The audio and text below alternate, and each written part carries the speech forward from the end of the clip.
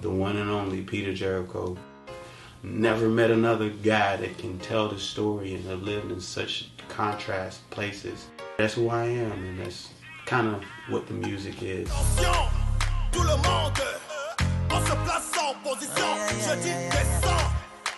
I come from a place where dance is used as therapy.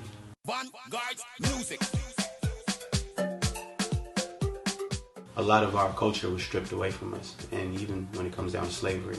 So every moment that we have to celebrate our culture and dance and show them that, hey, you can't take this away from us no matter what. I think that's why we put that in everything we do.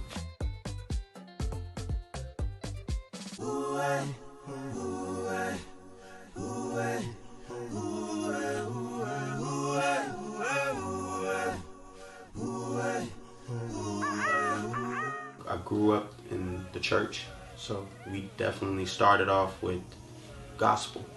And with gospel, I had friends of mine who loved the American Baptist gospel quartet type thing going, and it made me slowly drag into like loving harmonies and runs. And where did I hear that the most?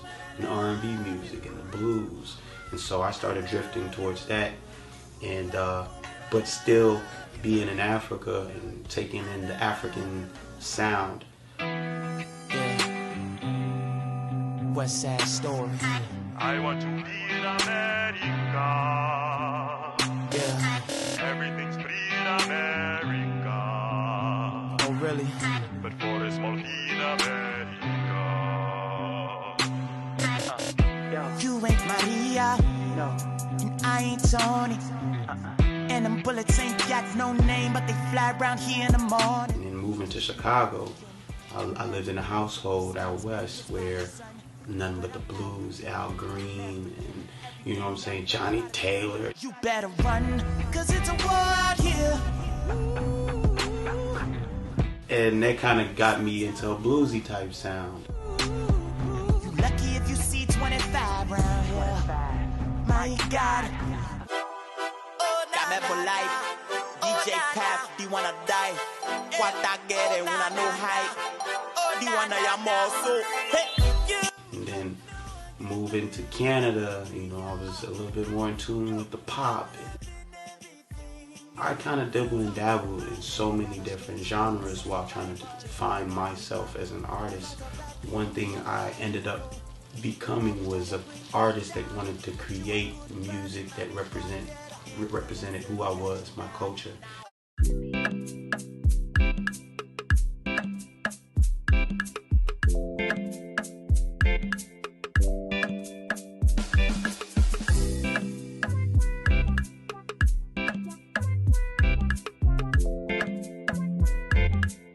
So BK was doing some dancehall music, and he played some of it for me. And I listened to it, I'm like, singing choir. I can sing better than you, bruh. And he was like, really? Let me hear something. And so I sang something for the whole barbershop, and he was like, you're coming to the studio with me. And before I knew it, I was opening up for Ludacris in front of 11,000 people a couple months later.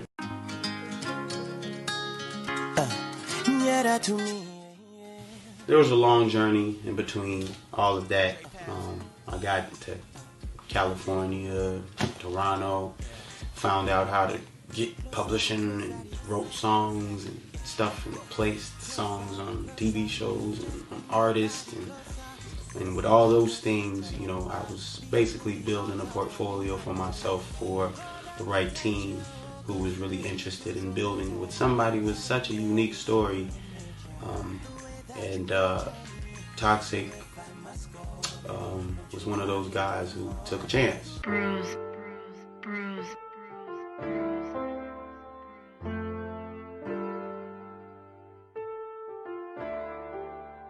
Wanted songs like Lucky Day to show areas that I've lived or places that people have neglected, and show them to be awesome, beautiful places that you can visit. Influential is one of those records that I want to show the world that no matter what, we kind of started this thing. We have our hands all in it. You could try to copy, but we're the innovative ones. I want the songs that I've made, like Black Excellence, to showcase the greatness in being my skin complexion. Marble floors, blood, diamond drawers, living cigars, black Hennessy. Yeah, we sip through straws. Welcome to my moonless gala. Yeah. My Nubian currency, and all these dark faces everywhere to match my flaws. Go, Johnny, we drink Black Label. Why's that? 'Cause we are Black labeled. To walk through the valley of hatred and still be able to survive. With everything up against us, somehow we prevail. We thrive. I hope and pray God bless us. Black excellence. More power to you. I don't want to necessarily put a strong genre onto what I do. I'm a singer-songwriter, so I create. I'm an artist. And at some point in time, I feel like people are going to accept me for that. Right now is our time to be great.